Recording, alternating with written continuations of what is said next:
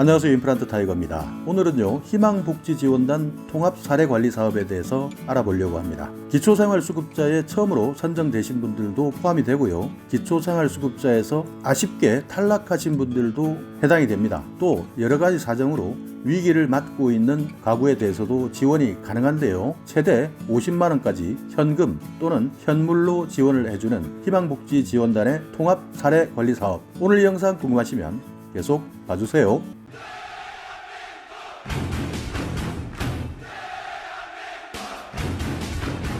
네, 내가 이번에 신규 기초생활수급자로 선정이 되었다. 아니면 기초생활수급자에서 아쉽게 탈락을 했다. 그러나 정말 지금 너무나 힘들다. 또 이런 분들도 계시죠. 차상위 빈곤 가구이신 분들, 지금 당장 생계가 너무 곤란하기 때문에 긴급한 지원이 필요하신 분들, 이런 분들에게는 모두가 해당이 됩니다. 한 가구당 생활지원비, 의료비, 그리고 교육비를 최대 50만원까지 지원해주는 희망복지지원단의 통합사례관리사업인데요. 자, 먼저 통합사례관리사업이라는 것은 내 스스로가 자활하겠다, 일어나겠다, 이런 고통의 시간을 견뎌내겠다라는 자립의 의지를 가지고 있는 가구에게 맞춤형 서비스를 제공해주는 사업입니다. 그래서 이를 기반으로 해서 안정적인 삶을 지원하고 빈곤을 예방하자 하는 것이 이런 복지 서비스의 목표이죠. 그래서 여러 가지 문제로 생활이 어려운 분들에게 지역에 있는 다양한 정보 그리고 다양한 자원을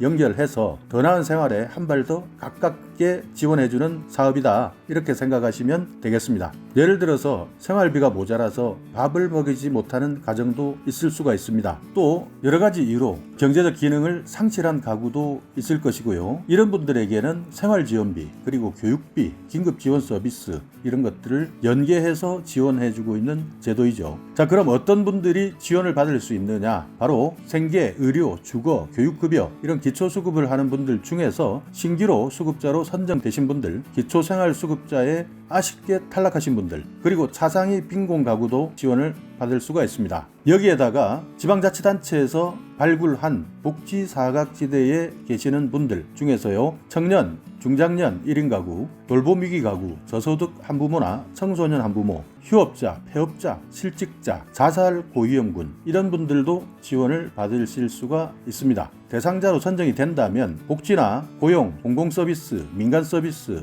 이런 부분과 연계를 해서 지원을 받을 수가 있는데요, 공공서비스는 말 그대로 정부가 제공하는 일반적인 서비스, 민간서비스는 거주하는 지역에 있는 복지관이나 여러가지 민간단체, 지역단체와 연계를 해주는 서비스, 이렇게 생각하시면 됩니다. 그래서 공공서비스의 경우에는 대상자를 발굴한 후에 한 가구당 생활지원비, 의료비를 최대 50만원까지 현금 또는 현물로 지원을 해주고 있고요, 민간 서비스는 이 제도를 신청한 가구가 지금 당장 필요한 서비스는 무엇인지 욕구조사를 진행하고 그 결과에 따라서 맞춤형 서비스를 제공하거나 지역에 있는 각종 단체와 연계한 서비스를 받을 수 있습니다. 서비스의 종류는 여러 가지가 있는데요, 예를 들자면 경제적 지원 같은 경우에는 단전, 단수, 도시가스 체납, 생계곤란 긴급지원, 보육료 지원, 이웃돕기, 후원금 지원, 이런 것들과 연계되어 있는 경제적 지원 서비스가 있고요, 의료 지원은 의료비 지원, 방문 간호, 보장구 신청, 건강교육이나 상담, 긴급의료비, 출산지원, 정신보건 서비스, 이런 것과 연계한 의료 지원이 있고요, 정서지원은 가족상담, 심리검사, 상담, 이런 서비스와 연계되어서 정서지원을 하고 있고요, 생활지원에는 밑반찬, 도시락 지원, 가사 간병 서비스, 이용, 미용 서비스, 목욕 서비스와 연계하고 있습니다. 주거복지에서는요, 도배, 장판, 집수리, 이런 것들과 관련돼서 주거환경 개선, 임대보증금, 융자지원 서비스도 연계해서 하고 있고요, 고용지원의 경우에는 취업훈련, 자활사업 등의 일자리와 연계하거나 취업을 알선해주는 지원 형태도 있습니다. 후원연계라는 서비스도 있는데요, 정기후원금이나 일시후원금과 연계를 해주는 서비스입니다. 또 독거노인이나 장애인, 요양보호 아동 등에 대해서 정기적으로 전화를 걸어주는 희망콜이라는 서비스의 종류도 있습니다. 자, 그렇다면 신청은 어떻게 할까요? 먼저 여러분께서 읍면동의 주민센터를 방문하시면 되고요, 아니면 전화하시거나 인터넷으로도 신청 신청이 가능합니다. 여러분들이 주민센터를 방문하시면요, 내가 어떤 어려움을 겪고 있는지 초기 상담을 받고요, 접수하게 됩니다. 그리고 접수를 하게 되면 15일 정도가 소요되는데, 이후에 어떤 서비스를 제공해야 할지, 필요한 욕구는 무엇인지 담당자가 신청자의 가정에 방문을 해서 욕구 조사를 진행하고, 지역 내에서 어떤 도움이 필요한지 사례회의라는 방식을 통해서 계획을 수립합니다. 이후 통합사례관리 대상으로 선정이 되는 것이죠.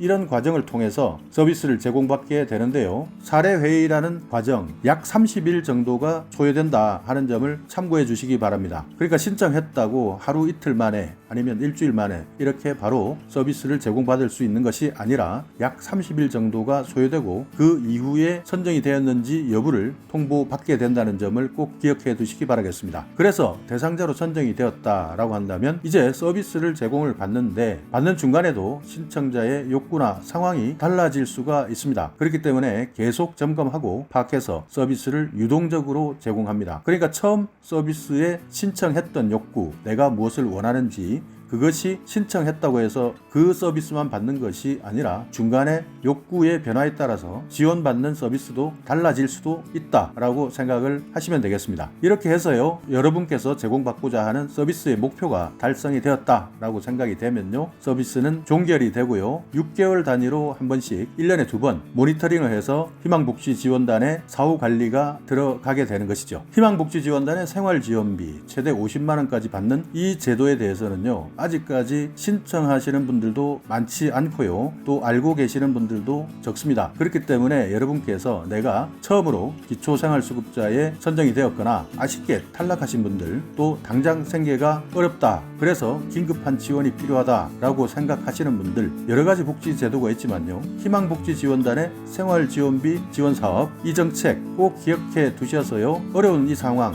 슬기롭게 헤쳐나가시기를 바라겠습니다. 자, 오늘 이 영상 여러분께 조금이나마 유익한 정보가 있었다면요, 오늘도 구독 그리고 좋아요 부탁드리겠습니다.